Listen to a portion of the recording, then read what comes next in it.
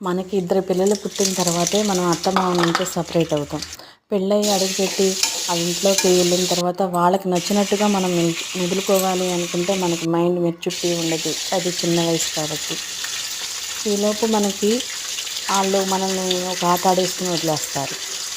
ఆ తర్వాత పిల్లలు మనం సపరేట్ అయిపోయిన తర్వాత ఇవన్నీ గుర్తు చేసుకుంటూ ఇంట్లో ఉండొద్దండి. ఏదో ఒకటి బిజినెస్ చేయటము, లేదా చదువుకుని కొంచెం ఇదిగా ఉండేవాళ్ళు అయితే జాబ్లో జాయిన్ అవ్వడము, లేదు ఇంట్లో హస్బెండ్ పర్మిషన్ తీసుకుని అసలు కొంచెం ఒక మాదిరి చదువుంటే చాలండి.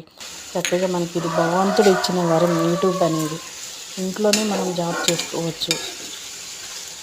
యూట్యూబ్ చేసుకుంటే ఎప్పటికైనా సరే ఒక దారిలోకి వెళ్తాం. మనకు కూడా మన మీద కాన్ఫిడెన్స్ వచ్చిద్ది.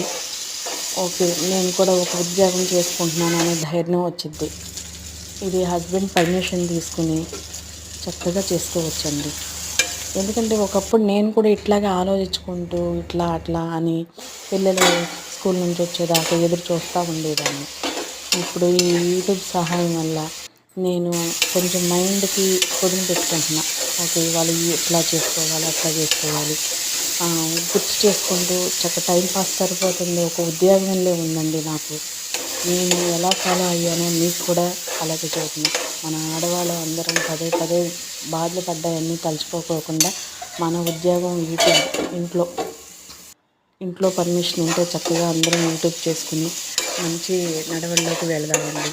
నేను చెప్పిన మాటలు మీకు నచ్చితే కనుక సబ్స్క్రైబ్ చేసి లైక్ చేయండి. ఆల్ ది బెస్ట్ అండి కొత్తగా యూట్యూబ్ చేసే వాళ్ళందరికీ.